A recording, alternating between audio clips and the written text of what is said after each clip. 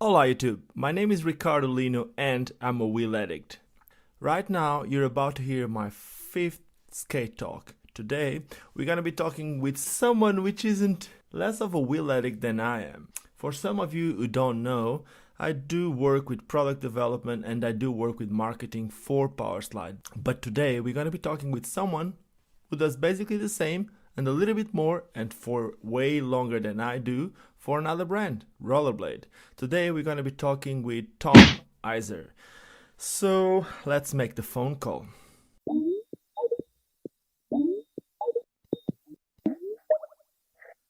What's up, Mr. Tom Hyser? How you How's it doing? going? I'm doing pretty good, man. Just here in Huntsville, Alabama, getting ready to go to Atlanta for a photo shoot. That's cool. Who are you going to shoot in Atlanta? Oh man, I'm going to be working with Sean Keen, Cameron Talbot, Coco Sanchez, Casey Cleveland, Jorge Botero, and actually my kids, because they're going to be shredding on some little aggressive skates. Ooh, that's So it's gonna be amazing. fun. So let's Yeah, start yeah. this differently. First question. I need to make you this question before you even present yourself. Okay. Can I call it rollerblading or inline skating? What should I call it? As the marketing manager for Rollerblade, I would prefer you call it inline skating. Yeah, we call it that was my marketing manager voice. Call it blading or skating or inline skating, just because rollerblading is technically a trademark thing under rollerblade. So yeah, Okay. obviously we don't make a big stink about that, but it's technically I really had to start like this. But anyway, yeah. let's get it going. For the people Funny listening man. to this, for the people listening to this who doesn't know who Mr. Tom Iser is, can you please just tell everyone who you are and for how long you've been skating, for how long you've been doing what you do and all those things. Okay, I don't even know. So I started skating when I was 15. I'm 41, so it's been a long time. Always on inline Start. skates? You, No, I started out on. Actually, I started on roller skates when I was, geez, probably like I don't know, 6 years old or something like that. And then I skated. It's like during the breakdance time, so I skated in the rink a lot. I did like the races, did a little speed team action. And then my brother's friend had a skateboard, and probably when I was 10, I learned how to skateboard in the basement on this cool like little double kick fiberglass board, and got super into skateboarding and just kind of borrowed the kids' skateboards down the street when I could because my mom was like, "You're gonna break your arm." Wouldn't buy me a skateboard, and then I guess when I was like 12, I was supposed to go on some like group trip to Washington D.C. and I got super sick, and my dad felt bad for me, and so the money they were going to use to buy like this ticket for me to go to Washington D.C. with my school, he bought me a skateboard, and so I got super into skateboarding. And then when I was 15, we moved to Wisconsin from Atlanta for my dad's job, and these kids down the street were on some blades, who and they were were like they? hockey blades. Were, were they They any were just good? some neighborhood, yeah, they were just some neighborhood kids, and I was skateboarding in my neighborhood. Just like there was like a little gas station spot with a wax curb, and they came skating by, and I was like, "Wait, who are you guys?" Like just trying to be anybody in the middle of the summer.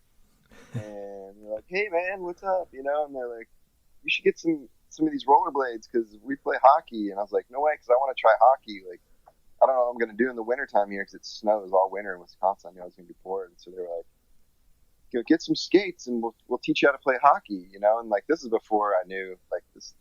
There was no magazines or anything, right? Like skates Hmm. had just come into bike shops and everything. And so I was like, all right, cool. So, For my so wait, birthday, you used to buy your skates in a bike shop?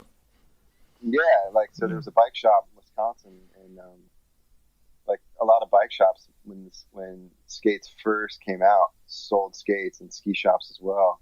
Like that's kind of where they were first introduced. And so it was my birthday in July, and I told my dad, I was like, let's go down there. I want to get these rollerblades, and went into the shop, and they had this video playing, and it was like Pat Parnell and Chris Morris and Chris Edwards when he's mad young, like, and they were just like doing what's called urban skating now, or powerblading, whatever now, like just like ripping through the city, you know, like going up on banks, jumping off stuff, stair riding. And I was like, oh, I remember watching the video like, dude, I could do so much cool stuff like how I do on my skateboard on those things, you know? And then, so I talked my dad into it for my 15th birthday, and he was like, I wanted the lightnings, which are like the best ones at the time. And he was like, you'll never use those things. So he got me the Zetros, which are the ones below that. And I remember putting those things on, dude, and I was out. I just skated around that summer, and just every waking moment, that was it. I was hooked. And I went skating with those hockey kids a bunch that summer, and just started like kind of going to the same spots I'd go on my skateboard and jump down stuff. And I immediately started like stalling and trying to figure out how to slide on stuff, because, you know, I was doing that on my skateboard a lot. And and you had the basics from the roller skates already, so it was easier for you too. Yeah, I picked it up right away. And then I played hockey that winter and got my ass kicked, because these kids are all like grew up playing ice hockey. I was like falling everywhere. I could skate around, but like the hockey stop, I would fall. And they do these drills where you like sprint to each line, you know? And I'd fall down at each line. And I remember like kids laughing at me. But by the end of the season, dude, I was starting right wing, so I was pretty stoked. I improved a lot, and that was because I was skating in the summer, because I had that like movement of skating down. I just needed to learn how to stop on ice skates. And then moved. We only lasted like 8 months there in Wisconsin, because it was super cold. My mom hated it, and so we moved back to Atlanta, and I had brought my skates, and I got Andy Cruz into it, and my friend. How did you met Andy Cruz? Was he your neighbor or something like that? So I knew Andy since like 3rd grade, you know, and then I moved away and came back, and then my parents moved into the same neighborhood as Andy, so I was down the street, and we immediately connected again. And Andy kind of was a roller skating rink dude. He wasn't that good at the time at roller skating, but we just knew each other. We always had a good, like, close homie vibe. But when I moved back when I was 15, we became super close buddies, and you know, I was the first to get my car, so we'd go out, and I was still skateboarding, so I'd bring my skateboard and my blades to each spot, and Andy would come to me. I'd usually like split time 50-50 on my skateboard and blades, and all my skateboard friends were like tripping out when I blade, because they thought it was cool. This is kind of before all the hate propaganda from like Thrasher magazine started, and there's quite a storied history in Atlanta of skateboarding, which is pretty freaking cool. There's a lot of inspirational cats that grew up around me that I looked up to. So yeah, that's my quick story. That's cool. So I kind of started inline skating about the same age as you when I was 15, but that was it was a little bit earlier. It was like when I was 14 maybe, but it was I was 13, sorry. I was 13, but it was on speed skates. I used to speed skate. And when I was 15, that's when I started using like aggressive skates, if you want to call it. But before that, I was already using the speed skates for like going downstairs and jumping and all that stuff. But when I was like... Yeah, there was no aggressive skates then. Yeah, I know. But like the first aggressive skates that I had, they were like the Roches Street or something like that. And they didn't last me more than 5 months. And you know what skates I got after? The skates I got after were the K2 Fatty Pros. And I remember taking the second wheel, and underneath the second wheel was designed by Tom Hyser. How did you got into K2? How old were you when you made the first skate for K2? I was in art school, dude. I was like on a mission. I was loving my life in art school. I went to Atlanta College of Art, which is now SCAD, Savannah College of Art. It's a pretty rad art school in Atlanta. And I was set to be like a painter, an art major. Loved it. And but I was still skating a lot at the time. And so I think it was just before art school that summer, I went out to skate at the NIS contest, which was like the first pro tour sponsored by Taco Bell. Mm-hmm. And I went out there, and with Andy Cruz and Frankie Lascavio and my buddy Nate Garrison, we just went out there, man, and spent the whole summer. And I qualified 7th for the tour that summer, and I had to bail on it like after a couple contests because school started. But Mark Shea is the dude that was in charge of this at the time. I'd stayed at his apartment all summer, so like every night I was gooning out, like showing him skates and the stuff I was modifying, and dreaming about the future and how the sport was going to be all crazy. And so I went back to Atlanta to school, and I was like, I don't know, halfway through the year, and Mark Shays called me up. He's like, hey, these guys from K2 Skates, they want to start a team and design a skate. And they asked me, you know, who knows all about cool skate design ideas and has like a cool idea on team riders and stuff. And he gave him my name. And then Matt Lacrosse, who was the team manager at K2 at the time, called me up and was like, yo, dude, you want to make like $1,500 a month and be a pro skater and travel the world and design a skate for us? I'm like, of course I do. So I designed the skate, like just did like a bunch of sketches and 2D drawings, and sold it to K2 for $500. What? You sold the K2 fatty skate, which was used for like that amount, like it was used for like 10 years, more than 10 years, huh?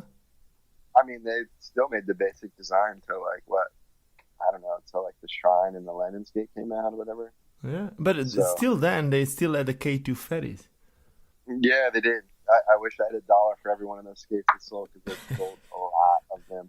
But it was cool. And I mean, I was making like, I don't know, dude, when I was like 22 years old, I was making like almost $5,000 a month being a skater and like helping with marketing and team management. And so I can't really complain. I got to go all over the world and started what I'm doing now. So it was cool. But, you know, and I got to say, I wasn't the only person involved with the fatty. There was, K2 was pretty smart at the time. They, like my friend Jason from Atlanta, he was several years older than me. He was he went to Georgia Tech, which is like a sick engineering school. And so he had some tidbits and information in on it too. But I was like the primary gatekeeper on the designs and like, you know, making sure that it looked like a skate shoe. And I tested all the stuff. Like Andy, that was cool. That was cool because it was the first skate that was actually low. You could backslide. Yeah. Did you ever thought about it when you did it? Did you thought about a backslide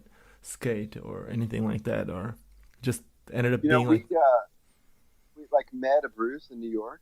Like when I skated for FR right before it came out. So I remember going there that summer, I think, like before the whole like NIST tour and K2 happened, and Ned was like, yo, we're doing these shifties, and we went to Union Square, and it was just like on little curves on the stairs, and he was doing them, man. You know, he was doing royales, and like you had to lean way over. I know that. I bought a pair of Chris Edwards Tarmacs like 2 years ago, and that was so hard to do royales and backslides. Just it looked cooler, man. You know, like all the newer skates make it easier, but I guess I'm guilty of that because we made it easier on a lot of the skates. But yeah, so like I think even Med started lifting his foot up like pretty much right away. So they called them shifties, you know, and you also had to do your arms so to technically do it. But yeah, man. So before Fatties came out, that was going on, but it made it way easier. You know, you could do like super steep fails and stuff on them. Yeah.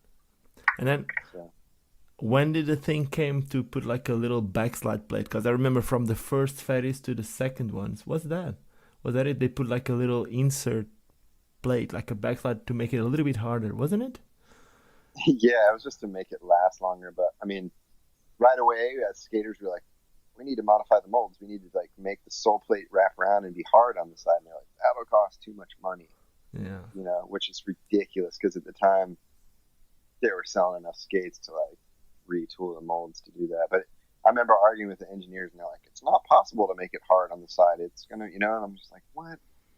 I don't understand why it's not. And of course it's possible, right? Like, yeah, but things change now. You know it, but before, back then, yeah. But I was just a rookie. I didn't really understand molds and like all that. But anyway, yeah.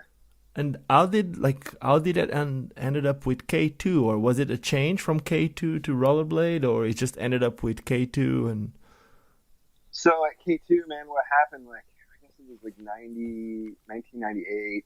They started doing all kinds of stuff. So at first it was like skis and snowboards and skates, and then they're like, we're starting K2 bikes. And I remember like in '97.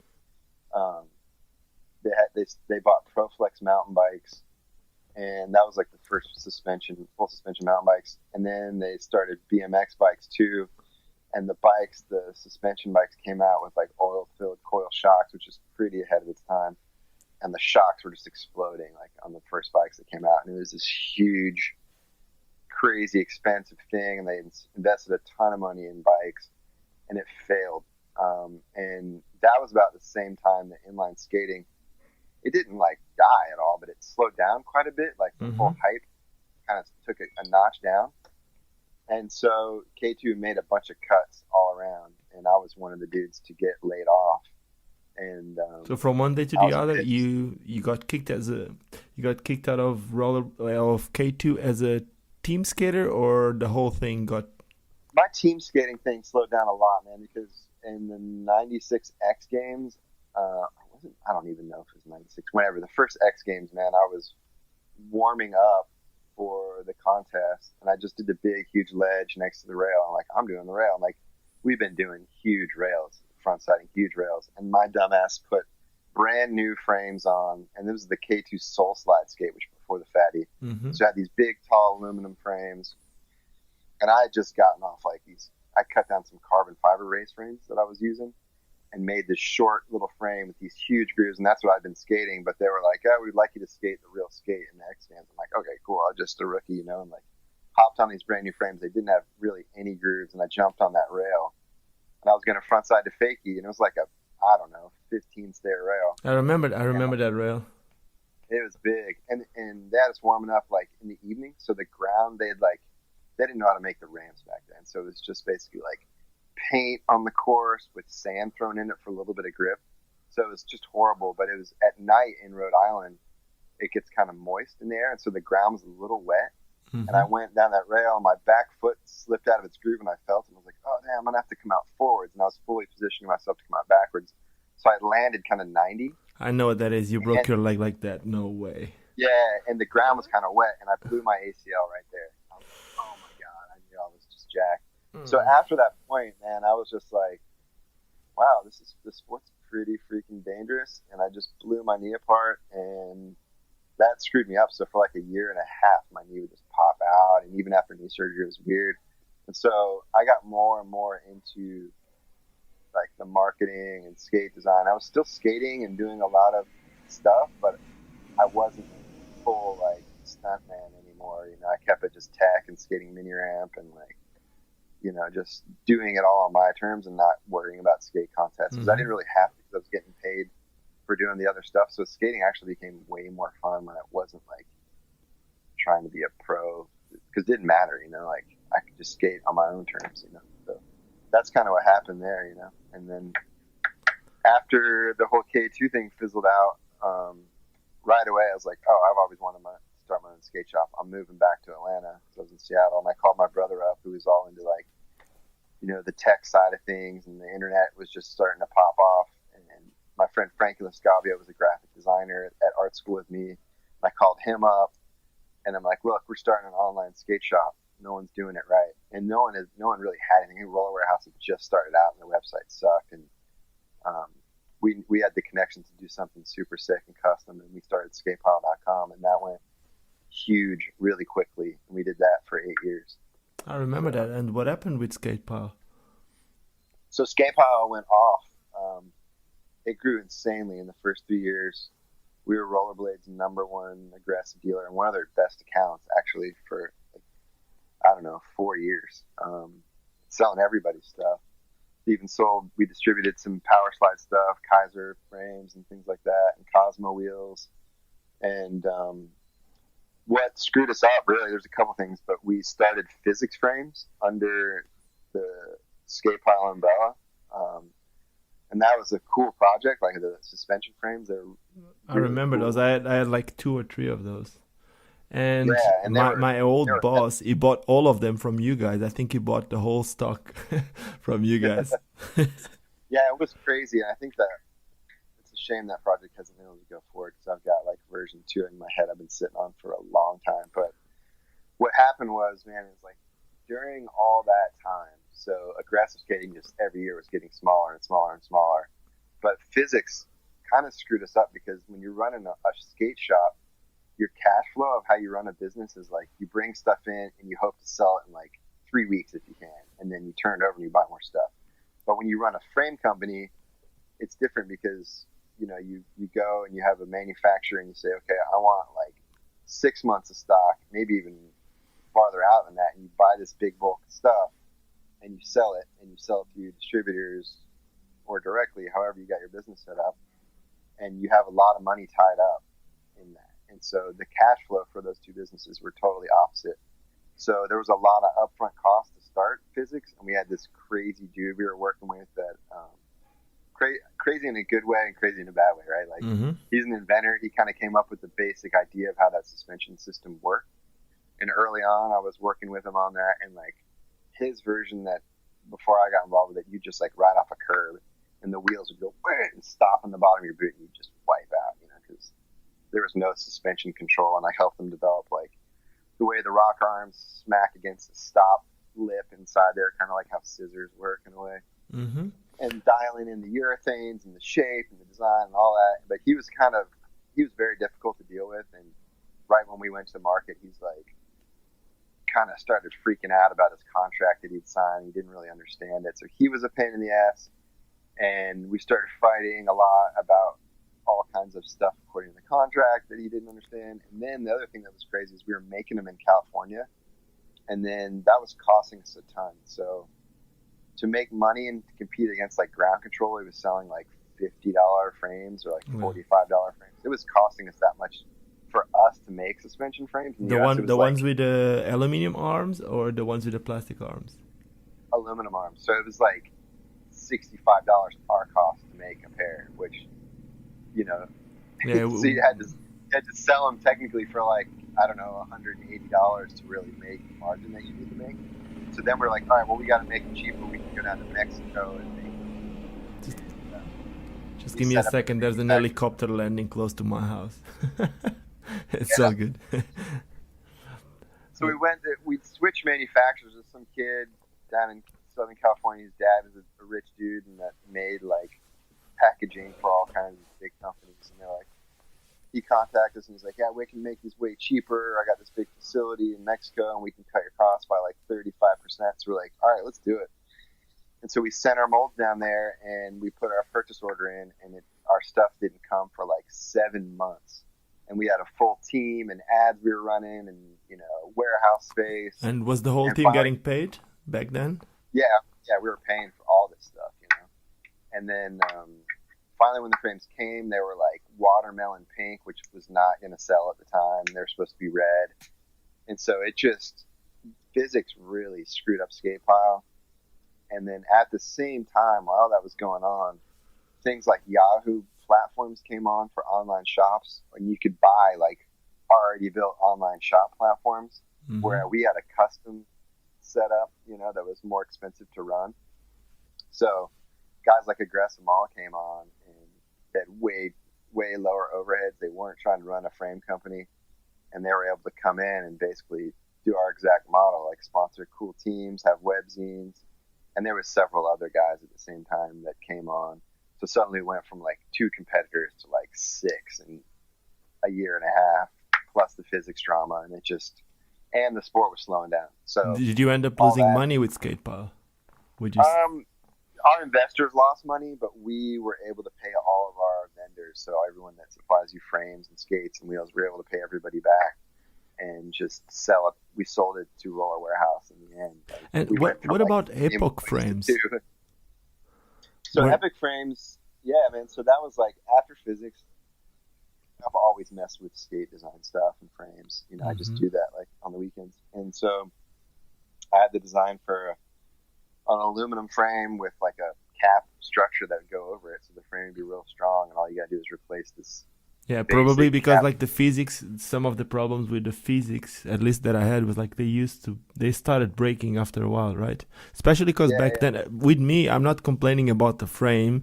I think it was me because I used to skate them with anti-rocker or 2 wheels only. So yeah, and they weren't really meant for that, but yeah, certainly I thought a lot about frames, dude, because of Fiziks and everything, and I just like that.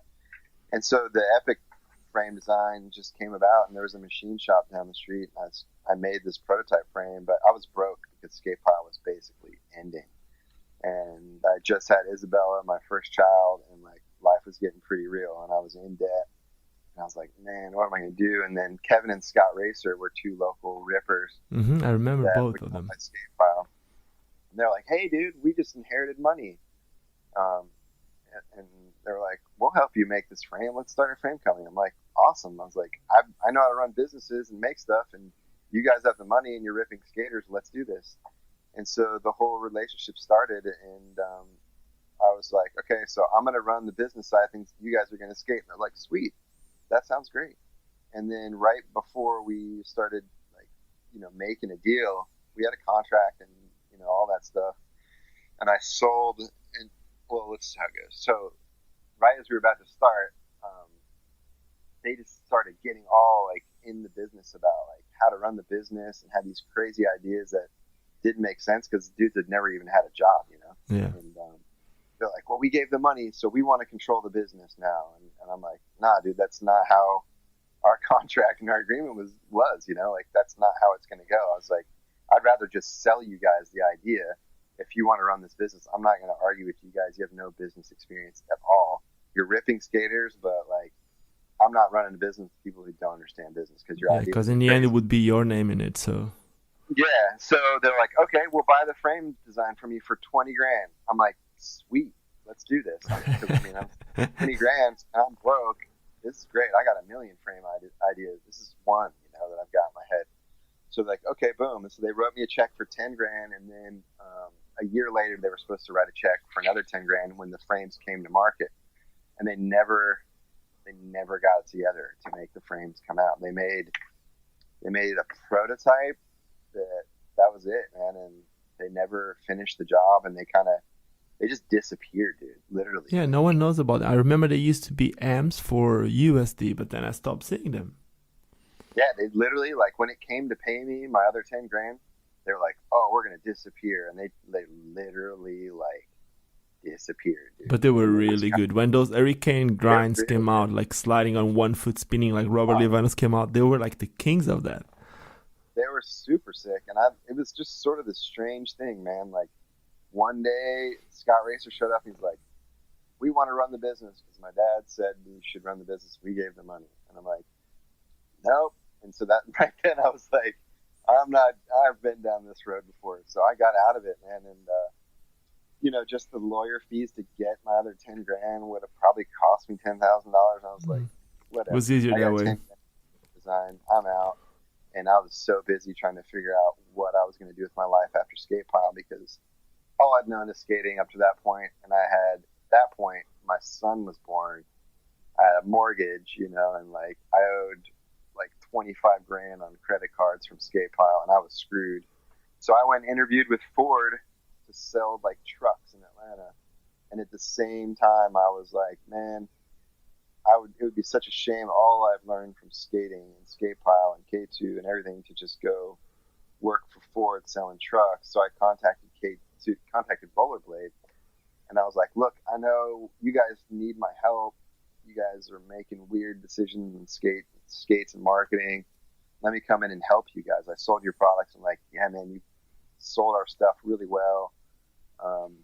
And then I interviewed with them once up in New Jersey, and that went well. And then they were like, look, we're a distributor we're owned by an Italian family. You got to come to Italy to our international sales meeting and give the same pitch to them.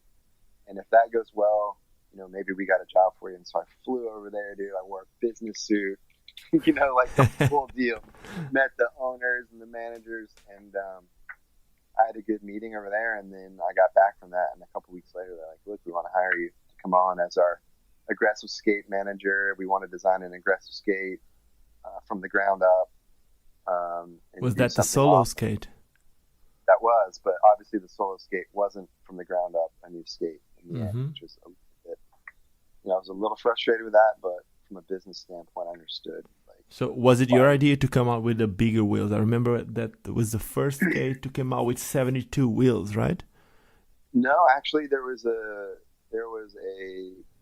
what was it? A TRS detail, I guess, that came out. So that first skin wrap thing that is actually Ezekiel designed that style boot, but Bruno Lowe designed that switch frame with the big wheels. Okay. And so that came out, first on the New Jack, or I think it was called the Team Skate or something. I forget. Okay. The I name thought of it, the yeah, I brand. thought it came on the first solo, but maybe you're right. But it did come on the first solo too. But the thing that was a bummer and a miss is that we just got bad wheels on those skates when they came out. I And remember so I people, started skating for Rollerblade Portugal, and that was like, I don't even know. It was when the first solo came out, maybe. No, it was yeah, when the first TRS came out. It was before that. When the TRS came out, and they gave me the skates, and I remember the wheels. They didn't last, not even one session. It was yeah, just, and they rolled slower than like a Eulogy 57. You know what I mean? So it was a bummer because people got them. They're all like, "This is gonna be dope," and it was slow. So it was sort of a rough situation with that, and then when I came on to design the solo skate, um, the street category was rough, and there was kind of limited investment to do something new. So I was all excited to do something from the ground up, brand new, because I was like coming from K2 and the Fatties. I had a lot of ideas on how to make like the illest skate ever. yeah, and it was your And first opportunity to make a hard boot skate, right? Coming yeah, from, yeah, which was cool because hard boot skates offer a lot of support. There's really good things about that. And so in the end, we were the design like parameters where we need to make an urban sort of fitness looking skate and a street skate. And, with those kind of parameters, I think we did a good job, but it's kind of like an enduro motorcycle. They're not amazing for like going to the motocross track, and it's not amazing for going on the street. It was an awesome skate to do both things. You know what I mean? Like you could switch the frame out. It was kind of the first skate that had the capability to put 80 millimeter UFS frames on and then go grinding. And so the skates work really good. You know what I mean? I really like the boot. The only thing that I felt is every time when I wanted to grind, the sole plates over the boot would make it too thick. So it would be really good for grinding, but at the same time, you wouldn't have that much sensitivity. You wouldn't feel the grind as much. Like a backslide or a torque would be really easy because it was super hard on the sides. yeah, But at the same yeah, time, you wouldn't feel it as much, if that makes sense. And I also remember that yeah. the plates, I don't know about now because I haven't skated the skates in a while, but I remember I did break a few sole plates, but I think that was changed with time. So Yeah, we had that issue, and so that was the first like 2 years that sole plates were cracking, and so then we finally got the right material and plastic, and they didn't. So like we dialed in all these little issues, and the skate that we make now but that works happens awesome. with every brand, I think. So Yeah, it does, man. I mean, people don't understand like there's a lot that goes into making a but skate. There's a that lot. happens because, in my opinion, that happens because brands try something new. If you keep doing the same for 20 years, like after a few years, you get you get the solution for it. So that doesn't happen anymore. But then Yeah, the skates also need to progress, in my opinion. So yeah, that only definitely. happens And because of the progression. So yeah, I mean, rollerblade, it's cool. Like we've tried some crazy stuff, dude. and that's what I was going to From ask like you now about your so experiences. The Warlock, what is that? Explain me like the whole thing. So blank is, blank. Obviously, we've made some liners and frames, and then What was then the it main idea? Was became the first idea to make just a liner brand? Because from what I thought, Blank was a hard sole liner brand. That's what I always thought. That was yeah. my idea of the concept of Blank. Initially it was just going to be liners, and then the opportunity came up to do a new frame, so we made a frame too, and then was like, all right, cool. Well, maybe we can do a whole skate, And there was a different international product manager at Rollerblade than there is now, and he was into it. He was like, all right, we'll slowly build all the components to make a blank aggressive skate. And he left to go work for the International Ice Federation. And so in between that time, like when you have big bosses internationally change, it's like a new dude comes in, he's got to get up to speed, and there's all these other things in the skate company, and it just wasn't a major priority because street skating is such a smaller part of the whole big picture. There's not the same that income coming from yeah. aggressive skating. So it never materialized into making a full skate. So time's gone on, and obviously I got a lot of ideas still, and I was like, man, I wanted to try this concept. And my boss here in the U.S. gave me some money to make this concept skate with Kyle Sola, who's a really rad skater from New York. Plus, he's an incredible 3D designer. And so Kyle and I, for years, have always, like, we would nerd out whenever we saw each other. Like, what about this idea? And for how long have you been doing that project?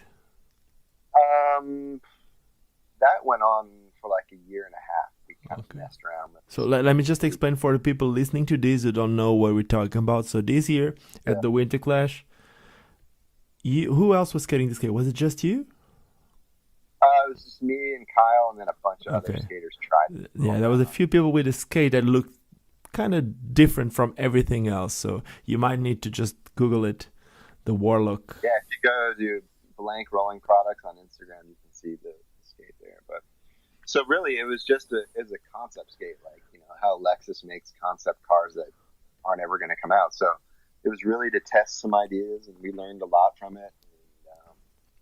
You know, like, if I was to make a skate, like if we were going to do a skate and do a whole thing, it'd probably be a lot different than that because I learned a lot of stuff from it. But, you know, there were some cool aspects to it. I wanted to see what it'd be like to build a skate around the liner that was, like, super easy to get on and off. It'd be supportive and really lightweight. And it did all that, you know. And did it work really good? It worked really good. I wasn't 100% stoked on how I had the groove of the frame, you know, after really skating. That was something I was going to ask you too. So you told me before, a few minutes ago, that you had ideas for a Fiziks 2. Why didn't, if you could make the whole concept skate, why didn't you put a Fiziks 2 frame on it? You know, that's a good question, man. I don't know. I guess part of me for that I'm holding close because you still want it to be your thing and not for anyone else. Is that it? Well, not really that. It's just, you know, when you go out and you skate something in public, knowing that it's a concept thing that another skate company could be like, oh dang, and they can steal it. I mean, okay, that makes sense. Once you reveal it, it's like there it is. No, man, that happens to a lot of things. I'm gonna give you an example. I usually don't talk about negative things on this, but so a few months ago, Richie Hyser posted a picture of some 125 skates, and he painted the frame so it looked like the wheels were going over the frame. Have you seen those pictures? Yeah. Okay, he had like 2 setups like that, something like that. But Powerslide never thought it was cool to make anything with it. So what happened was that Roches is now they released a model like I think it's a 125 or 110. Have you seen that skate? Yeah, they released it, and I posted on my Facebook. But as a funny thing, like, man, I wasn't trying to offend anyone. I posted a picture, like 2 pictures. One picture of the Richie Hyser setup, and the other picture of the Roche skate. And I just posted and I wrote the text on top: "Spot the differences." So what happened was, like, last week, I contacted someone. I'm not gonna say the name, from Roches, asking if they wanted to make this interview. And they told me they wouldn't because I was bad mouthing a brand. I was like, man, I'm not trying to get anyone. But dude, skaters and like business dudes are different, man. it's just reality. Yeah, but still, like, it's like, if we keep fighting against each other instead of all supporting each other, this sport will never go anywhere. And when I mean this sport, I'm not talking about aggressive skating, speed skating. It's all skates, you know. It's just, for me, that's all skates. It doesn't matter, and that's something that over the last few years, it became like really clear to me that we all love the same. It doesn't matter if I'm talking to Tony Muse or to Bart Swings or to whoever, Neil Jansen's. We all love skating, and I think that's the most important thing. And we all need to go for the same. So I agree. I mean, the Epoch frame design. I'm not naming names or companies either, but there was another frame company that came out with a thing almost exactly like it. You know? I mean, yeah, I know, but we can. Yeah, I know that, and that's the Kaiser Elements frame, and those things happens because are really good. That are really really good ideas that no one is doing, and then if there's brands that are interested in investing on it and trying and testing it. And I think that's why I said like Roches did it. It was a nice design. It was a nice idea. So why not doing it? And I know. And I mean, I had the design patented. I wasn't about to like make some lawsuit thing and just like a big, you know what I mean? I was just like, it's like you just said, it's skating. The idea was put out there. It didn't come to market. So someone else is like, that's a rad idea. I mean, that's just making stuff, man, you know, and if you put it out there and you're not ready to back it up and do something about it, then someone else. That's the thing. That's why probably you posted a picture of the Epoch frames maybe too early, like you said you didn't want to do with the Fiziks too. Probably that was the thing. And so I learned my lesson. So now, you know, I was young and just like you get hyped. I want to show people I'm doing rad stuff and I'm relevant. Yeah, but at the same time, you want the feedback because the feedback is what's going to make you know if you're going to sell it or not. But I learned my lesson from a few of those things, and I've just been sitting here marinating with so many ideas on. So really one question from someone who's been making skates, like or drawing skate or designing skates, whatever you want to call it, for this long. What do you think of the whole big wheels thing right now? I'm not talking about like 72s or anything like that. I'm talking about like 3-wheel skates or even 4-wheel 100 millimeters or 90 or whatever you want. Like it's awesome. You know, it's awesome because it, you know, you cruise on those skates and people are like, what is that? So there's the wow factor of it. Yeah, that's important. Like, that's what, every single time. And that's why the color on the wheels and all those things make a difference too. And you know this, man. I mean, you skate everything from quads to aggressive skates to 3-wheels. Like, there's an application. It's like skis. Like, there's a ton of different types of skis, you know?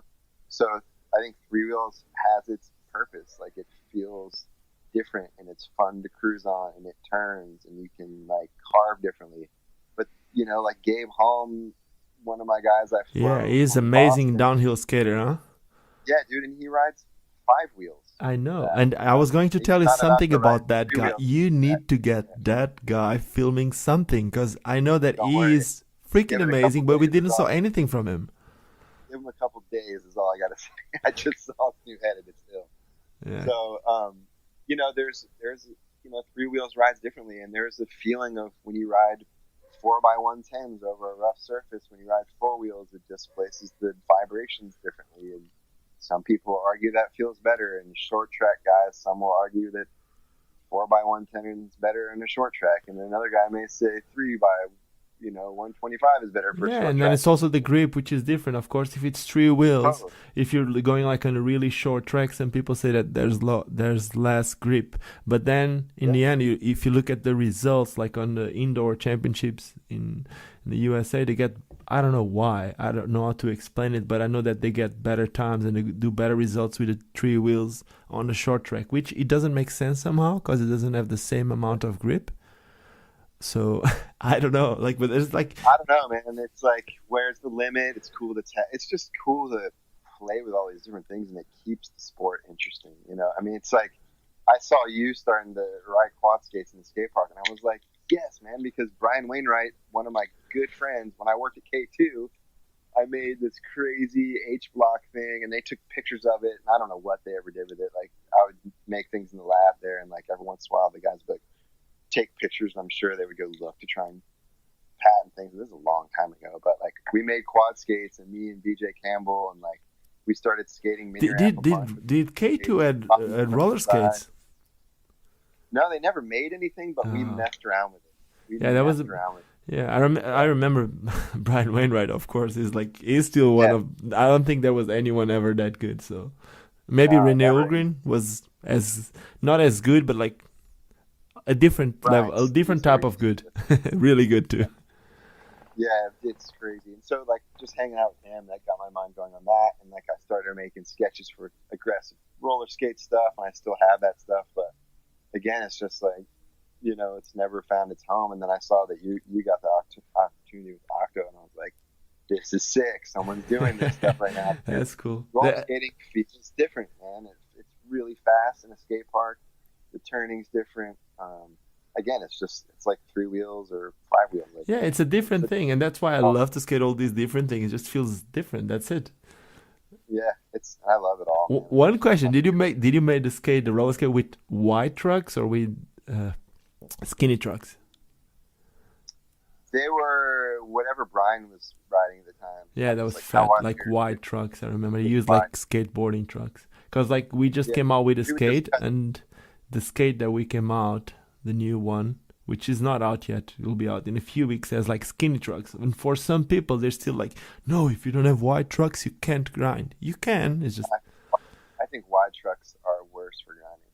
So like, as you feel like when you go to do the tricks we want to do as inline skaters on quads, like the skate like yeah, you get flops stuck. over so far. Yeah, you Yeah, get stuck. flops And over at the same so far. time, you used to have like a little base, like a sole or a negative, like really tiny base. If you have a wide truck, you're gonna be sliding from one side to the other of the truck. But it's something that you get used to it. But But if I was you just ride curiosity asking like about it.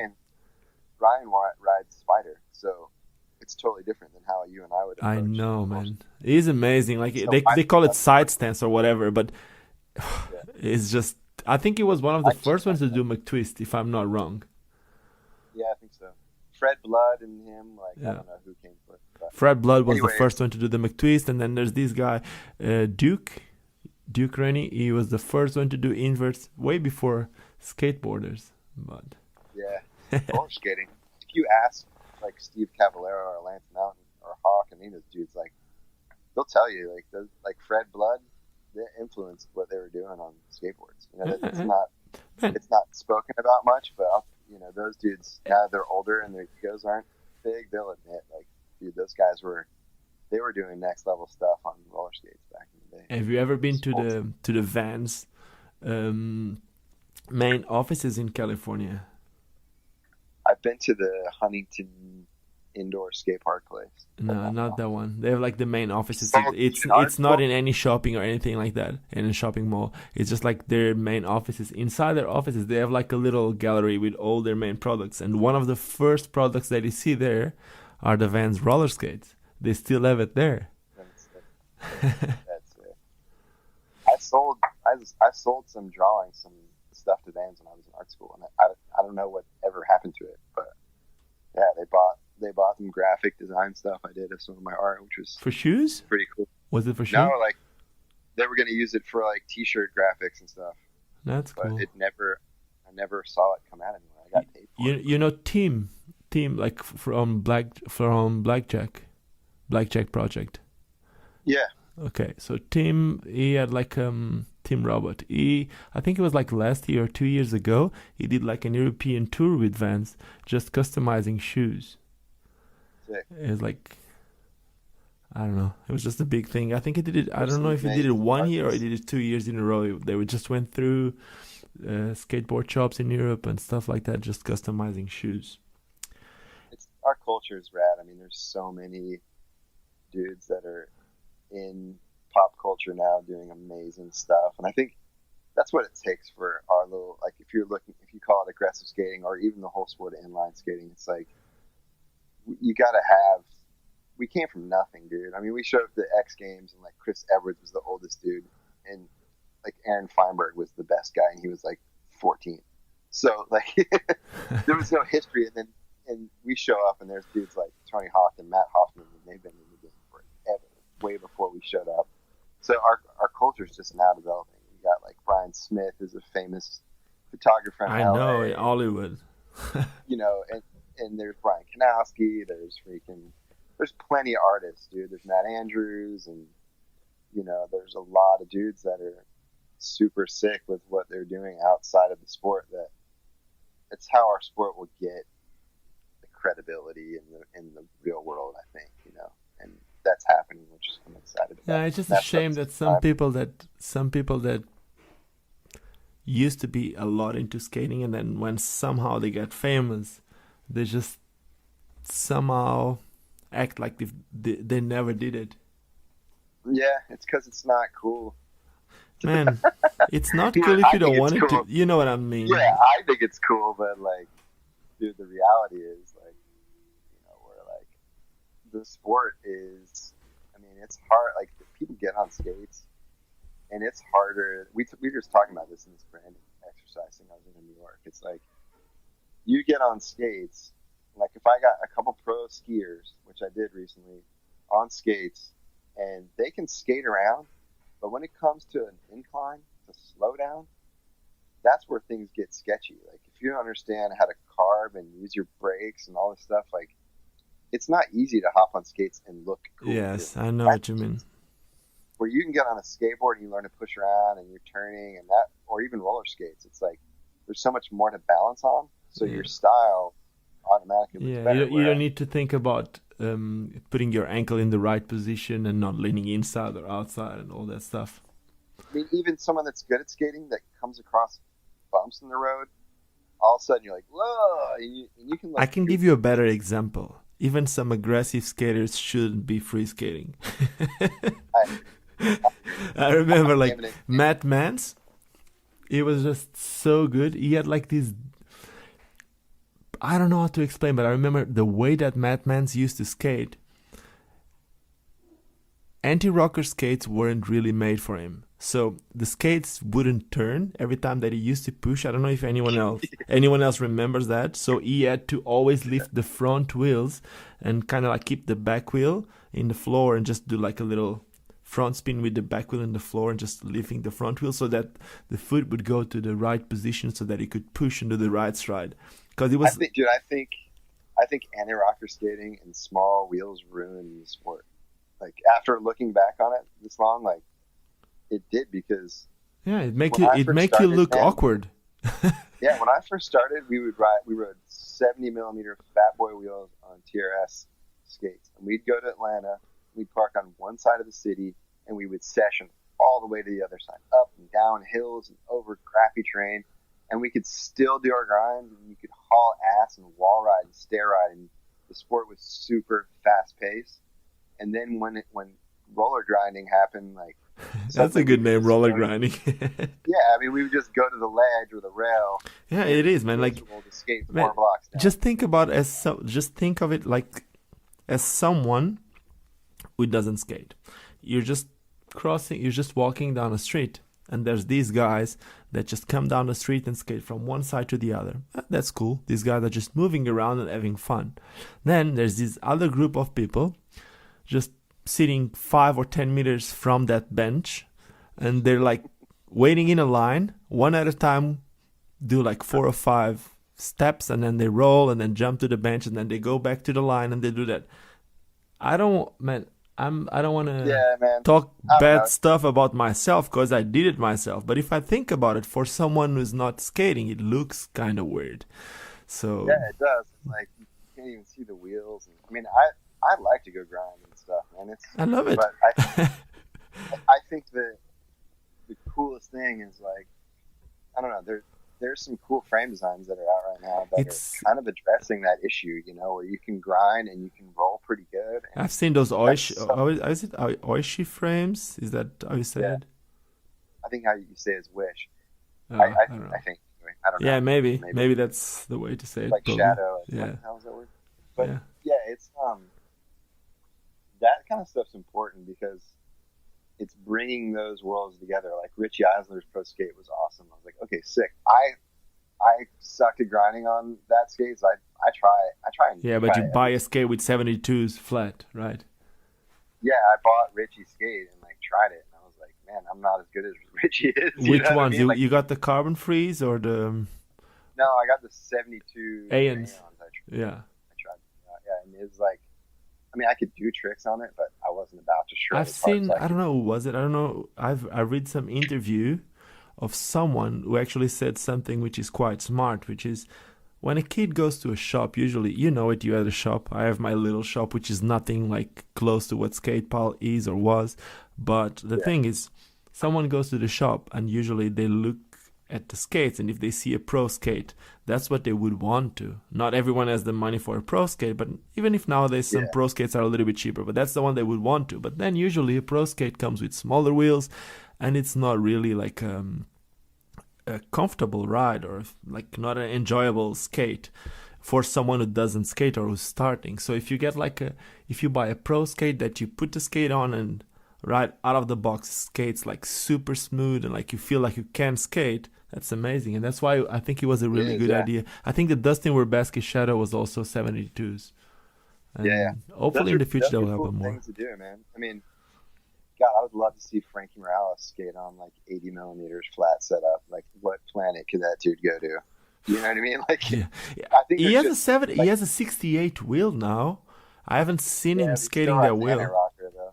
Yeah, Does he? Does he skate Andy Rocker? yeah, yeah. Okay, But he's ridiculous. I mean, I'm not. He's like one of the best skaters ever. But I know. it's like Greg Mirzon and I had this conversation a few years ago. And I was like, he kind of stopped grinding, you know. And I was like, why'd you stop grinding? He's like, you know, because there's so many things that haven't been done just rolling yet. Man, Man, he's right, you know. for how long do you know Greg? I've known Greg like 5 years or something like that. Greg, like the first time I've ever met Greg, I met the first time there was a ASA. Dude, he can grind. I know. That's what I was going to tell you. Like the ASA amateur, like a qualifiers for the ASA Pro or something like that in Europe was my first time ever leaving Portugal to go for an aggressive skate event. So I went to Paris for Roller Park Avenue, and I got there 2 days before the event. And the 2 days before the event, I went to the skate park, and Greg was the first guy that I've met there. And like since then, like I remember Greg was like back then he was so much more stylish than anyone else. He's proper good when it comes to grinding, like full cab alley porn star, easy. And I mean, I told him, you know, he's French, so his ego doesn't need any more boosting. But I told him, I was like, dude, you're probably the best all-around skater I've ever skated with. You know what I mean? he is seriously amazing. There was one guy. Do you remember Neoman? Oh yeah, Neoman. I think Neoman was the first real free skater. Seriously, I don't remember of anyone else who used to free skate like Neoman. Neoman in 99? No, sorry, 2001 at the Fiz. Also, like, is insane. Like, there's this whole like, the French dudes are always amazing. Yeah, but Neoman in 2001, man. I just got all the hype, but there were some dudes that were so sick. Yeah, I know. Neoman in 2001 Fiz in Montpellier. Everyone else was skating with aggressive skates, and he did his final runs on some free skates. Not even free skates. Back then they were fitness skates, and I don't even know what skates were. I remember that he used to skate for USD back then. He might have been using some Salomons or I don't even know, maybe some rollerblades. But he was like grinding rails. He was just doing wall rides bigger than anyone, doing airs bigger than anyone, because he was just using bigger wheels. And I think it was the first time that I've ever known of anyone just using skates like that on an aggressive skate contest. And nowadays, you look at that Fiz contest, I don't know if you saw it last week, and everyone was skating like 72s, 80s, and stuff like that. Because you have to on those courses. I was talking to Sven before he went there. I was like, dude, you know, let me modify your frames and like put some big wheels on the end for 80, because I've got... Sven got third or something like that, didn't he? Yeah, totally. He killed it. Sven's back, dude. Yeah, is he back in competition? Yeah, I was like, why did you ever say you're retired?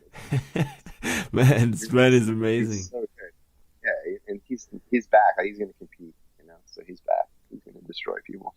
He's a contest machine. We used to make fun of Sven back in the day a lot, because he would like show up with white pants on, and like he didn't ever want to hang out after the contest and stuff. I told him this, dude, a few years ago when we were in Amsterdam on the tour. I was like, man, we used to make fun of you a lot. Like, you would kick our ass in the contest, and you just disappear and go back to your room and watch movies, and you thought you were lame. You know, but he's so good. How loyal can you be to a brand? Yeah, I mean, that's the thing. I never saw him skate with any other skate, and I remember some Portuguese guys that went to the first Bercy contest telling me about Sven doing true spin fish brands back in maybe 99, something like that. Just perfect true spin fish brands on rails. That's what skaters got to understand. Like, you know, you from a perspective from the outside, like, of course, Rollerblade at one point had the craziest team ever, and then aggressive skating just like wiped out as far as sales go. And that was before I got there, but like Farmer and Brosca and all these guys used to skate for Rollerblade, and they were getting paid crazy amount of money, like for a pro skater back then, and it just wasn't sustainable. And the brand probably shouldn't have let everyone go, but didn't know what to do because Ezekwe had left. And so they were just like, we don't have someone in charge of this program, so we can't afford to keep paying all these guys all this money, so we're going to start over in a couple of years. And so they let everybody go. But like Sven stayed on board, and certain dudes just kind of got stuck with it. He became team manager, didn't he?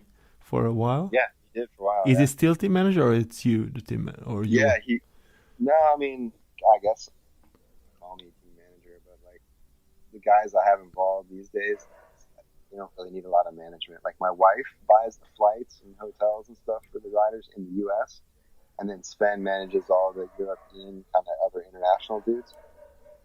But most of the guys we got on board now, it's like you can send them to an event. You don't have to go with them. You know they're going to do their job. So it's not like you know what I'm saying. When I mean team manager is someone that like is in charge of, like, you wouldn't get like the main guy from Rollerblade telling them that they need to have the content or they need to send you something for Instagram or whatever.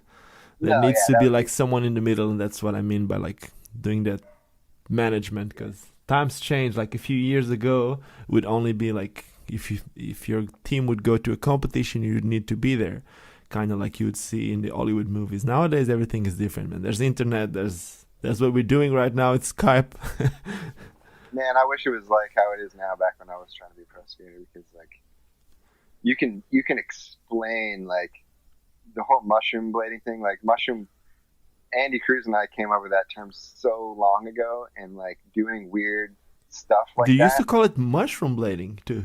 Mushroom blading was, we invented the name. Like, is it? I didn't know that. That's cool. Yeah, dude. Yeah, mushroom blading is a term just because. So it came. Andy Cruz lived in Missoula, Montana, which is like super hippie place, right? And like lots of hippies do a lot of mushrooms, smoke a lot of grass, a lot.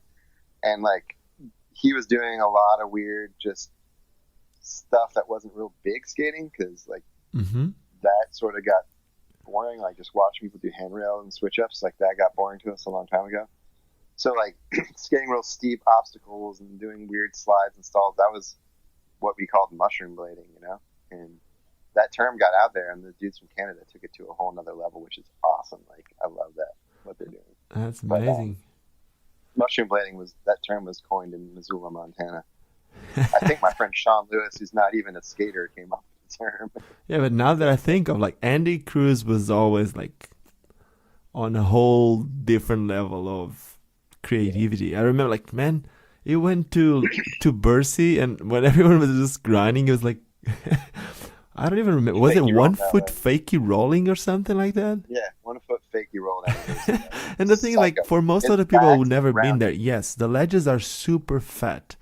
You would think that it's easy, but the thing is, yes, they are fat, but it's full of wax. It just doesn't make any sense to do what he did there. Like, it just doesn't.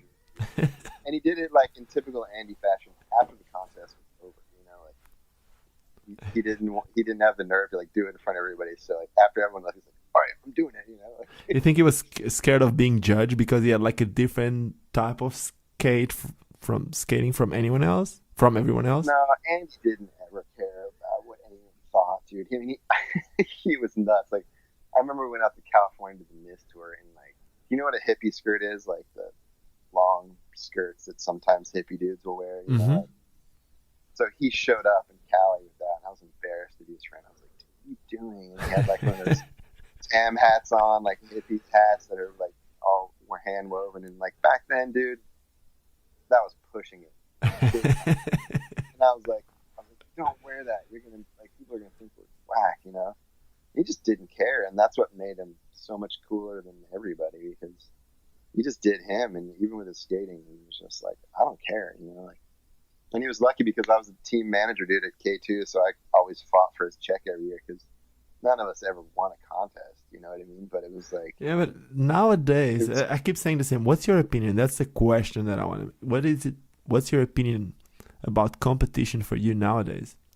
Like, people forget who won the contest. Yeah, it's like, especially right now, like in Europe, it's like in 3 weeks, there were like 3 big events. So, you know what? You're like in Europe for a few days. If it's in a contest like Fiziks, there's even like 4 or 5 different events in the same day. You're in Europe for a few hours. We don't even know who won the Fiziks now. We know because it was the same guy who won everything. Contests are important in this fashion. They get on TV and they get the random little kid that could be a scooter rider. I've never seen any of that, like psyched on it. But I think that's where it ends. What's your Contests, opinion you about? know, skating's not meant to be judged, and I was a head judge for ASA for years. But like, skating's not meant to be judged, man. It's for lunatics. Okay, You know what I so mean? the thing is, like, man, I love Jojo Jacoby. He's been doing like Yeah, a freaking amazing work with Winter Clash. But what do you think about Winter Clash? I think Winter Clash is awesome, man, because it's like this big gathering of people, and for whatever reason, contests draw everyone together, and they get people to skate, and it shows like I don't know, there's something about little kids that and parents where it's like Bobby needs to be on the baseball team, or he should be in skate contest because then we can quantify his progress, and you know what I mean? Like that's what contests do in a way. But Yeah, I do if love there was like. a way for Winter Clash to be just like a skating festival for the weekend, hmm I mean, My that question would is, be if super sick. as a father, would you take your kid to the Winter Clash? Like if he's starting Gosh, to skate, or gosh. So TJ's 10 and Bella's 13. My kids skate, and I would take Bella to the Winter Clash because she's old enough and gets it. You know. exactly, that's what I think too. But It's I can just tell you like, what, it's a sketchy line because we were in Cali last year, and I hollered at a couple of my friends that my kids had seen on videos.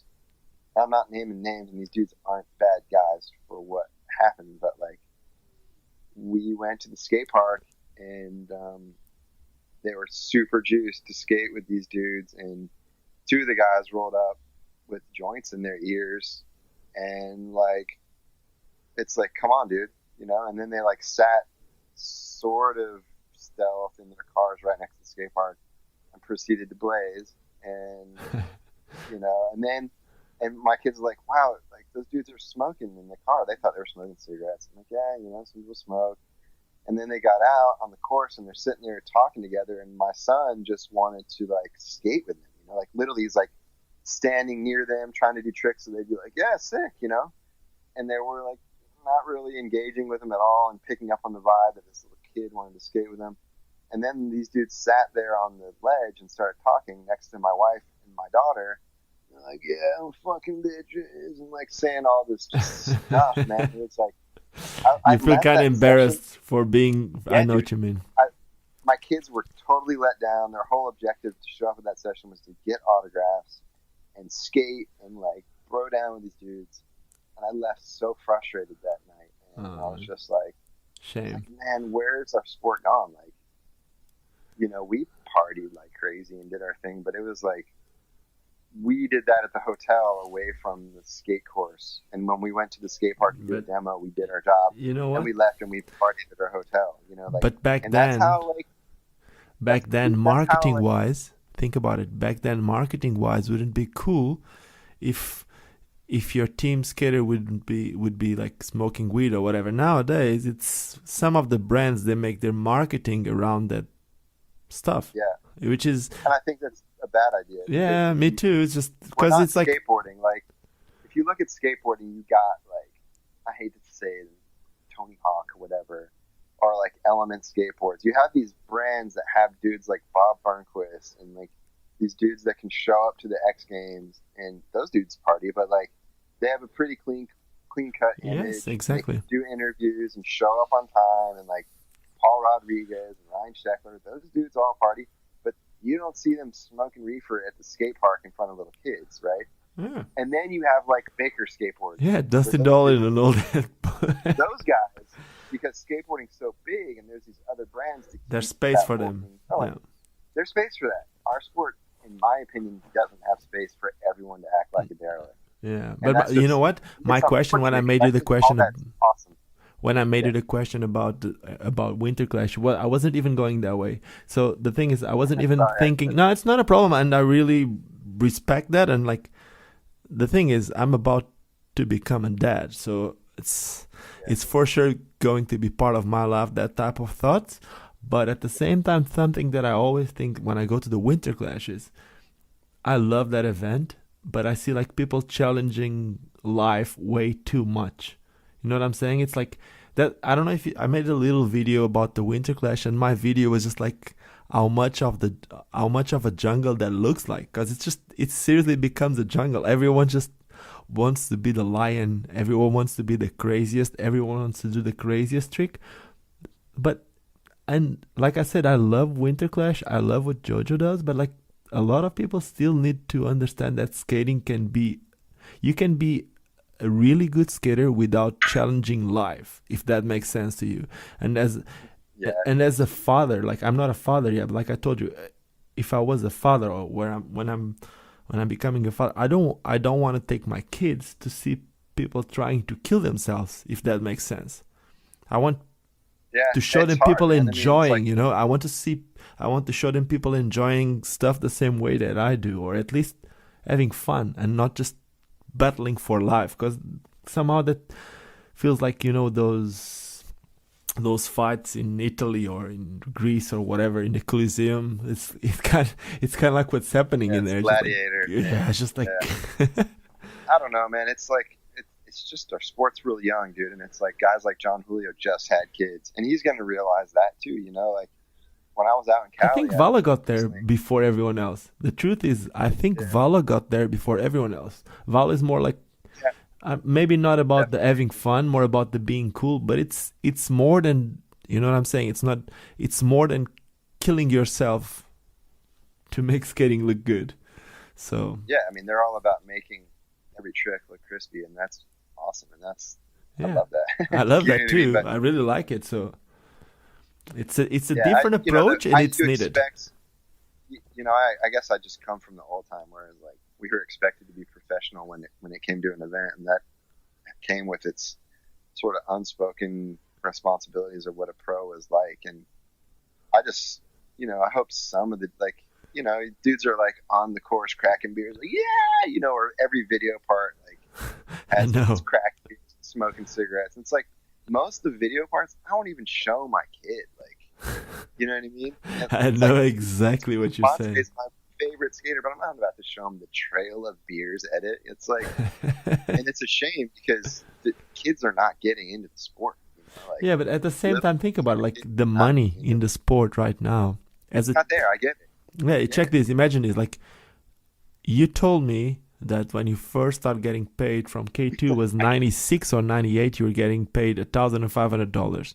You well, tell me one skater getting paid that right now. Is there any rollerblader skater getting paid $1,500 right now to skate? no, I don't think so. See It's that? it's a different time, It's just, and I get it, dude. And it's the youth guys, and they're wild, and it's awesome, But it's like, I don't know. It's, you look at some other sports that exist, like rock climbing or something like that. It's like, those professional rock climber dudes aren't making a lot of money. There's maybe a few dudes that are, but there's dudes that are like sponsored by Patagonia or whatever, and it's like those dudes probably party, but they're not at rock climbing events wiling out. It's like, Yeah, it's I like don't know. everyone, I man. just I Everyone think needs there's to a have level fun of their it. own way, but you need to I think know. there's a level of it that needs to be edgy for sure, dude. And there's a place for each individual to do their thing. But like, it is gnarly when you go to almost any blading contest now that the level of like open raging is like, dang, Yeah. man, like I'm not having my 10-year-old kid come here and be exposed to this yet. I'll wait till he's 14 or whatever. But like, So, and with it's that being like, said, one question: what do you think yeah. it's needed in skating? So, before even before that, do you believe in those skating cycles that everyone says, like everyone goes through cycles and skating is coming back and all that? If you believe it, when do you think it's coming back, and what do we need for skating to come back? Probably not the Um, same way or bigger, or what Probably do you not the think about same way. Yeah, I think skating is coming back. I'm not seeing an aggressive skating. I hate to use that word, but like regular skating, there is this new appeal. Like college age girls are skating more than ever here in the U.S. and just general recreation stuff and urban skating edits. Like Greg's videos get like when you have big wheel edits where people are just ripping around, they get way more views, at least from Rollerblade's standpoint. Like when we put those edits out, it is because true. people can relate to those edits, and that kind of stuff is inspiring people. They're like, they can watch. I saw the other day the the Shanghai 80 millimeters video has like close to 1 million views. I saw it the other day. Yeah, it's over 1 million views. And is it? From what I saw, it was like close to 1 million. It's like 800 million, 800,000, something like that. It's not. I don't know. Like Sammy at this meeting the other day was saying it was, but maybe, I don't know. It's a lot of views, right? So, and like the Greg Mirzon salt mine video, where he goes faking down the salt mine in Poland, like those kind of things really bring people in. I think as regular kind of general skating gets big, aggressive skating will get much more popular again too. I think there's also, like, as far as skate park skating goes, that almost has to be reintroduced, because like my little small town in New Hampshire where Rollerblade is based, where I used to live, I would show up there at the skate park and kids would be like, what is that? They'd never seen it before.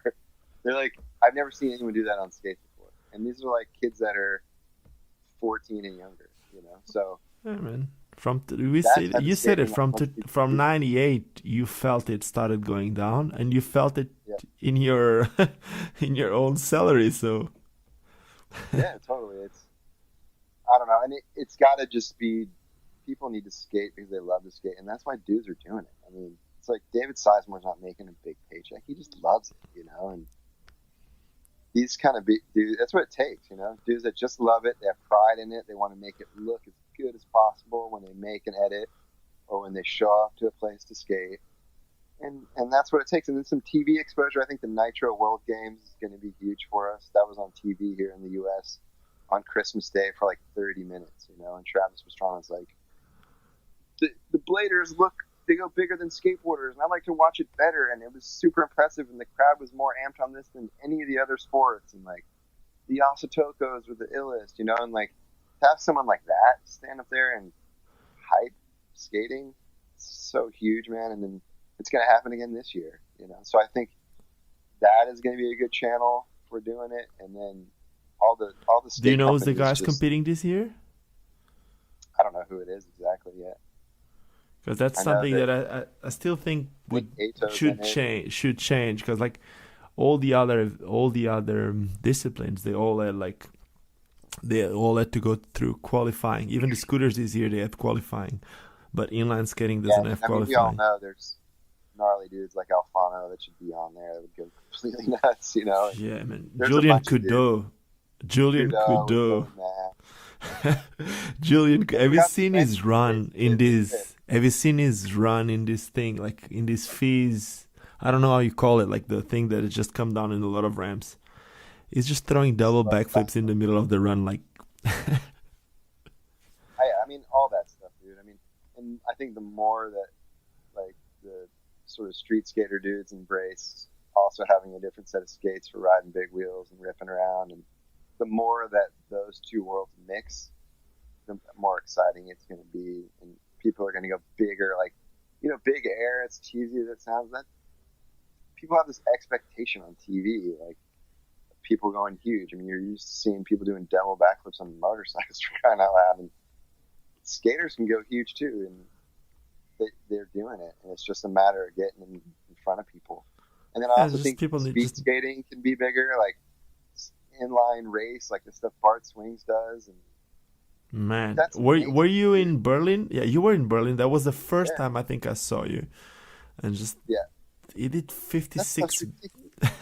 I don't get it, seriously. They're going as fast as like road cyclists that win races, and I think people are making good videos of that sport too, and showing that. It's super exciting. It's more exciting than bike racing. And you know what? That's something that I realized today. Even if Powerslide is doing like a really nice work with Mark, like trying to get like really nice work with marketing and all that. Today I was doing a video for one of their brands, and I needed to use some Bart Swings footage, and I didn't found like as much good footage as I wanted. See, like our product manager, Jan Gaydar, is a world championship marathon skater, and Jorge Botero I work with in the Southeast for promo stuff. Mm-hmm. When you skate with those dudes and you think you're fast, No. I know.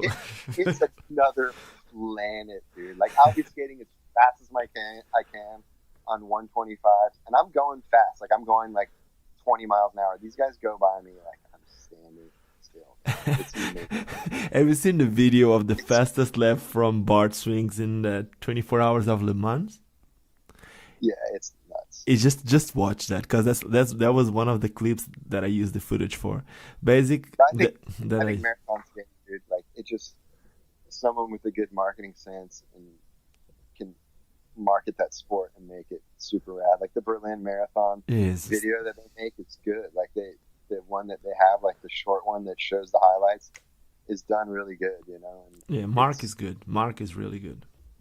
Yeah. So, you know, we're going to do a better job in the North Shore Inland Marathon, trying to make promos for that, because that's the biggest one in the U.S. and that stuff's fun. But I also think that racing needs to start at a shorter distance to get people, because I still think a marathon's a little gnarly for someone. Like, my wife's done half Ironmans, and, you know, starting off with a half marathon, it's still way more like palatable for her to put her head around, you know. Yeah, but there's a lot of places in the world. Have you seen that now this year? There's like I don't know the name of it, but it's like this. I think it's from the Fierce. They're making like the Marathon World Championship, something like that, and they have like a lot of marathons. And when you do that, in most of those marathons, they also have shorter distances. If I'm not mistaken, most of them start with 5Ks and 10Ks and stuff like that, which is quite cool to get people on skates. I think that's good, because, man, when you do that, it's insane. Like, when you're in a pack with 20 dudes going 25 miles an hour or whatever it is in kilometers, it's insane. There's this hum, and you're flying, dude. And the inertia and the power behind it is, so many aggressive skater guys have gone, and every year a few dudes show up to the North Shore, and they're like, "Yo, what's up, man?" Man, I used to be a speed skater before being. I used to be a speed skater before being an aggressive skater, so that's where I come from. Like, the way that I skate. They do it. They do it, and they love it. Like Cameron Card and Jimmy Hake did Athens to Atlanta, which is 86 miles. Insane. And they were like, "We're doing it," and they loved it. It was like pain, death for them, but they loved it. You know, it's like, the more everyone gets out of their comfort zone, and like this, like what happened in the 90s, and I was guilty of this too. Like, we wanted to distance ourselves from all other types of skating, you know, and we did that. We got into our little box and made fun of everybody that did everything else. But now it's like, just embracing skating and being like, look, no one thinks we're cool, so we might as well embrace everybody, you know, like. And then it's cooler. We just need to get together. Like we were saying, the more we look like one, the more solid we're going to be, the more places we can get. It's skating. That's the thing, and that's why I've been having this little fight with a lot of people, and that's why I made it this first question, which was inline skating or rollerblading, because people keep calling rollerblading, but in the end, while we keep calling something which is not the right name, as you told me before, it's just like we keep doing the same, which is, instead of empowering a sport, it's like in one place they call it rollerblading, in the other place they call it inline skating, and then in the other place they call it patines in Spain. So there's a lot of people trying to market something, but everyone markets something different. No one even knows what to call it, dude. Yeah, it's just like, you look at BMX. BMX is the best example. 3 simple letters. Everyone, it doesn't matter where you are, it's BMX.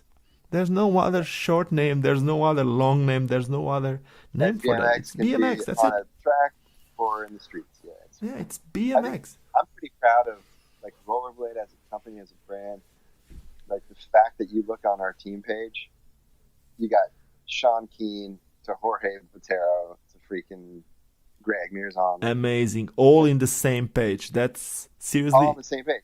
Amazing. And we're like, at first I used to be like, oh, you know, when I first got the job, I was like, we need to have our own website, and like, but dude, that's Rollerblade. The brand encompasses all types of skating, and we're proud to be involved. Like, what you see on that page has, like, that shows every type of skating for real. There's no like hiding behind it, you know. And it's challenging as a company to be that, but Yeah, it's hard to market it. It's hard for you guys to keep like the Instagram and Facebook going on if you have to post like aggressive skating and speed skating and fitness skating and free skating and whatever skating you want to call it. Yeah, but I think it's also an important message because, like Sean Keane had another sponsor. I'm not naming names, but like he didn't feel like he belonged there and it wasn't cool, and he left Rollerblade to go do that. And then he hit me up like 4 months later and was like, "Look, man, I made a mistake. Like, what you guys are doing at Rollerblades, the future. Like, that's what we got to do, And so people get it. It just takes. And I know Sizemore. I didn't even knew that Sean left the brand. Yeah, he went back, and like Sizemore, I think was kind of the same story. It's like, man, we were dry. He was up in New Hampshire helping me like make maintenance video edits, and like, David and I are like brothers, dude. And he was just like, man, I want to go skate for a company that's just focused on the type of skating I do. And I was like, it's like, cool. You want me to call Julio? He's like one of my best friends. Like, they're the ones doing it the best right now. As far as like just aggressive skating focus, like, I was like, Rossi's is right next door. There's the warehouse. Like, we were literally driving up the street to work. Their warehouse is right next to ours in New Hampshire. I was like, my friend runs the place right now. Like, we can go in there and get you skates.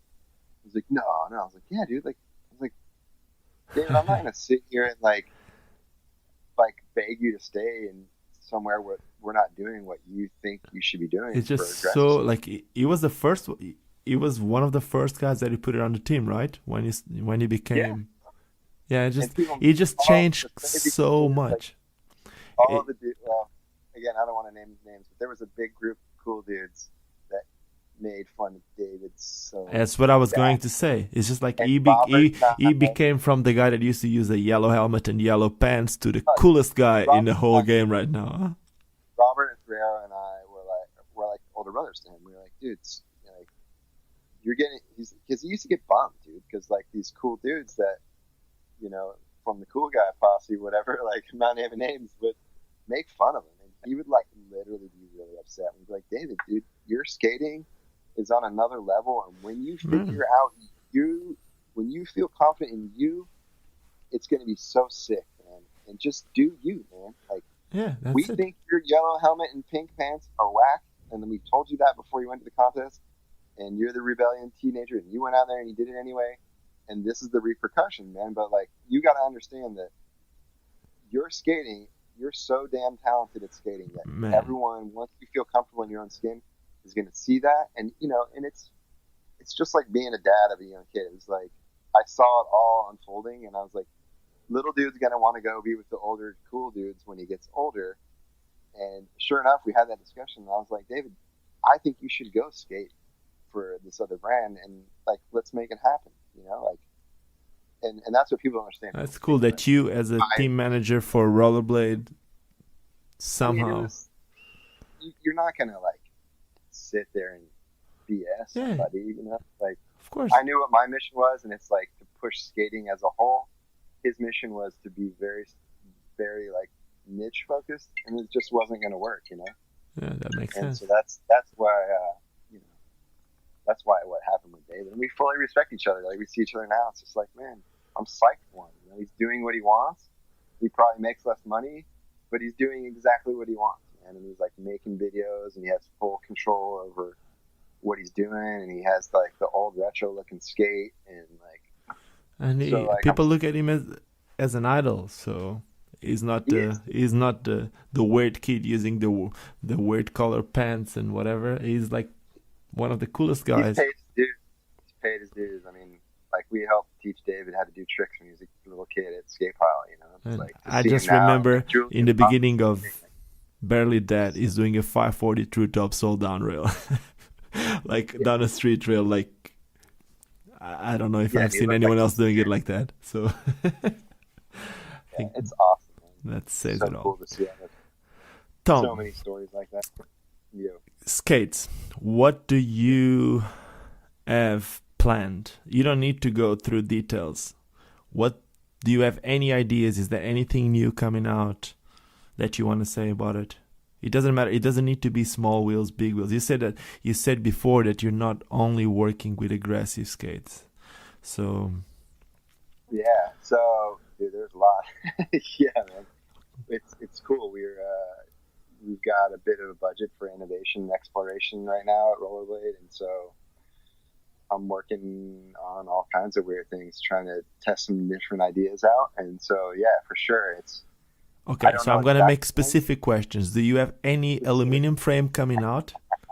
Because I've seen that aluminum frame, amazing. The one that was, you told me about it. It was, I think you told me, I don't know if it was you. I think it was at the Winter Clash. Someone told me it's like that aluminum powder frame. It was made on a 3D, wasn't it a 3D printer?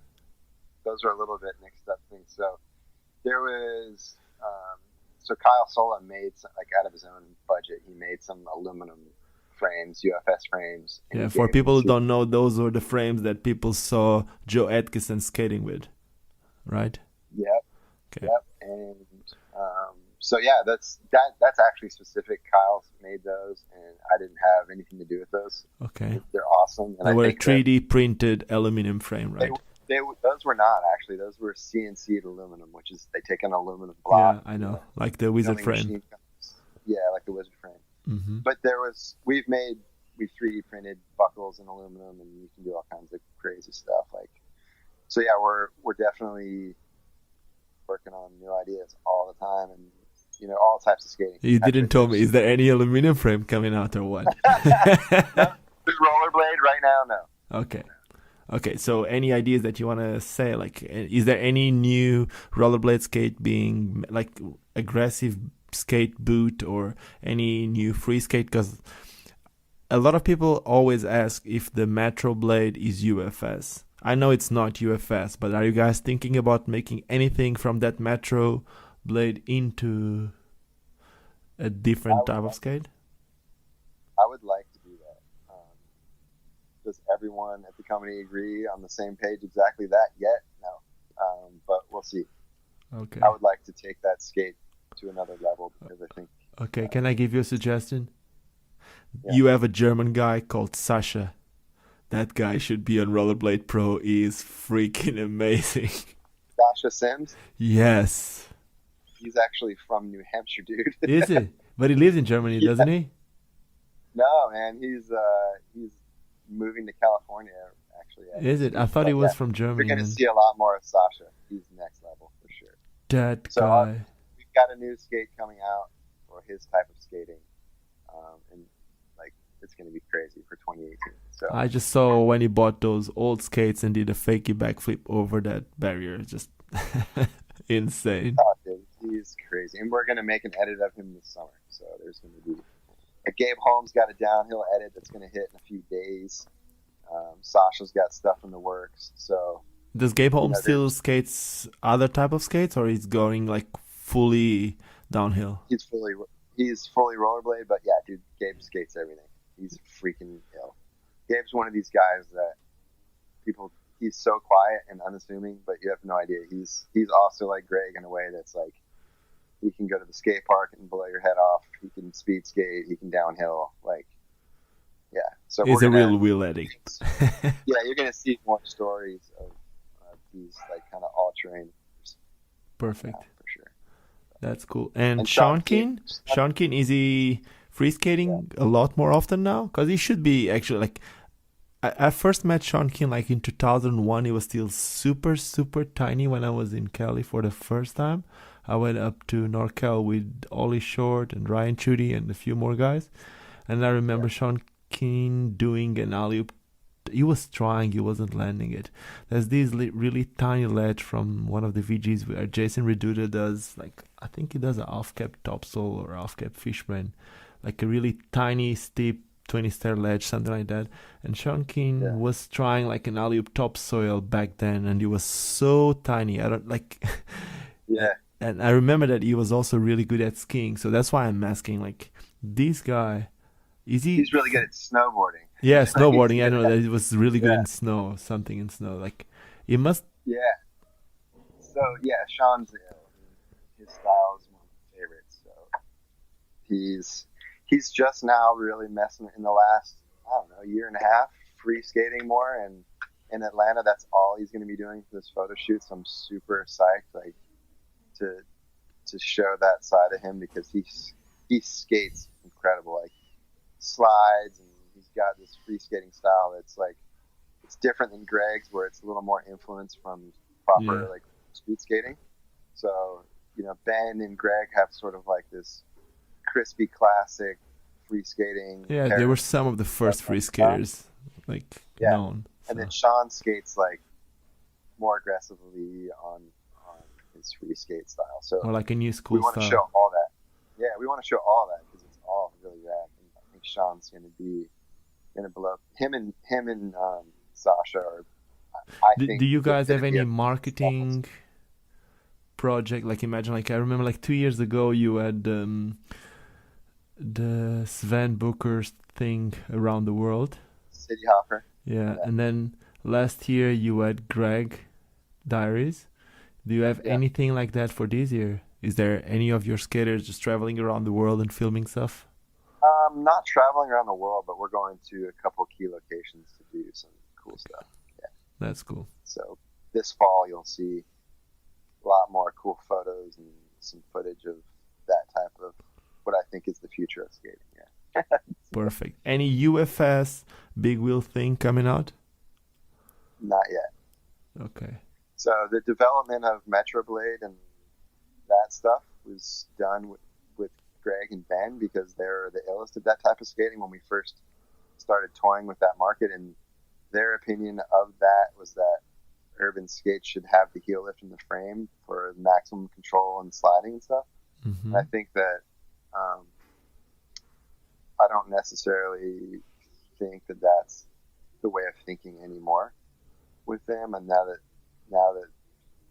people have read comments and a lot of people have written the product, and you know, I like I like the fact that there's this universal frame system. I think the UFS system sucks. Like, I don't really like it either. It's a mount of frame, you know what I mean? But it's pretty far down the road, so I don't know, man. Like, I hate the UFS system. Okay, one last question.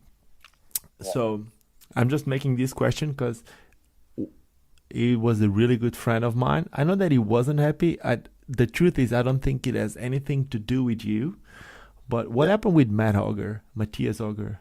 Okay, yeah, it's easy. I saw that was on Facebook. Yeah, because he's a really good friend of mine. But at the same time, man, before you even say anything, with someone living in Australia, I know it's not easy to do anything when it comes to marketing. And if someone is getting paid for whatever, it's if you can't. All it was. So I put him on. He had just moved to Australia on a holiday thing. And I'm like, sweet, man, go on the trip to there, and then we need somebody in Germany. Germany is like Rollerblade's second biggest market, you know. So I was like, we got this kid. His style's awesome. Yeah, he's amazing. Yeah, he's an amazing skater. And I told him, I was like, man, I put you on because you lived in Germany, man, and I need someone in Germany. And we could fund you in Germany, but Australia is one of our smallest markets. It should be bigger, obviously. Even just to send the products, right? Yeah, and so I was sending him skates from the U.S. to Australia, which is expensive in itself. And then to fly someone over to North America from Australia is like $2,500, you know, or more. And I was like, dude, I told him, I was like, man, I can't support you in Australia the way you want to be supported. We can get you free skates. Yeah. And he was pissed. You know, he just didn't understand that business fact. And I'm like, I don't know what to tell you. Like, yeah, it's bad. I know what you mean. Like, it's bad because on your role, you need to make. It's not about your decision, but it's like someone above you who gives you the money to spend with something, and you need to be the one being the face of the brand. Basically, you need to tell them there's no money for this, there's no money for that, and like I feel that with some of the stuff that I need to do sometimes, and sometimes it kind of feels like unfair, but. Yeah. The people above us, they know what they're saying and they know what they're doing. So, and if I want to keep my job, and I got to be responsible for the owner that's giving me money to do things, I've got to do. It's not about Matthias Auger only. It's a big picture. Like I showed you that team page. There's a lot of people involved, and so I just had to make a decision, man. And I told him, he didn't understand. And then you see the stuff on the internet where it's like rollerblade screws everyone over, and it's like this overreaction, and it's like. That kind of stuff, is a real shame because he's not the only one that's reacted to things like that, even from other skate companies, and that makes our sport look so immature. I know. I keep saying the same. The biggest problem with that is like when someone does something like that, and I keep saying the same. I do love Matthias like a lot. Holger is like a really good friend of mine, but I've seen that happen, like you said, a lot with a lot of people. And the biggest problem with that is like people are burning bridges, and it's not even about like the way that our sport looks, but even their career, if you want to call a skating a career, but like. Their skating is done. Their skating is done after that. So, yeah, because as someone in your position, you're like, dude, I want to work with this guy, but he's sketchy. It's like, if something ever goes wrong, we're gonna have more negative. We're gonna get more negative feedback than positive. So, you don't want to live with that. And I've worked with skaters like that. I mean, it's like, there's been other dudes that have final question been on the program that freaked out. And, people don't know the whole story. We might need to close this soon to finish this soon. I gotta drive. Yeah, but one final question: who was the best skater you ever worked with? From all types of skate, it doesn't really matter what type of skating we talk about. Robert Guerrero. Why is he not skating rollerblade skates anymore? Because Robert Guerrero, he retired from pro skating. He said, "Look, dude, I want to explore another path in my life, and I'm going to move to Peru, and I'm going to do this ayahuasca shaman thing." Mm-hmm. And I was like, dude, I get it. Robert's not 20 years old. Robert's like 35 or 8. I'm not exactly sure. Forgive me, Robert, if you're listening. I should know your age. He's like still one of my best homies. And he just wanted to pursue a different path in his life. And so that's what he did. Was Robert the one telling you about Sean Keane? The first time I've ever met Sean, I was with Robert, so that's why I'm asking. I don't think Rob turned me on to Sean. He might have, but I was stoked on Sean when he skated for Valor. I saw him skating, and then I knew he was working with Roller Warehouse, and I think Gil from Roller Warehouse was like, "Yeah, Sean tried your skates, and he thinks they're pretty rad." You think I was like, "No way, he did?" And I called him up. That's exactly what you wanted to hear. Huh? Do you think Sean might be on the way from a second Robert Guerrero to your best skater ever, or? I hope so. Yeah, I mean, it's it's like you said earlier. It's like understanding business and where you work and the realities of it all. Like that's hard for some skaters. I think Sean understands it better than others because he works at Roller Warehouse. Yeah. And I think he's got a pretty bright future if he's patient. And for someone, the pace of the company is. For someone who's been designing skates and who's so much into skating, what is your favorite skate product on the market? And this is my final question. It doesn't need to be from Rollerblade. It doesn't need to be. What is your favorite skate product on the market right now? It's a hard question. It's a really hard question. The skate that I use the most right now is the Metro Blade, and I change the frames for like what I'm doing. What frames do you have on those?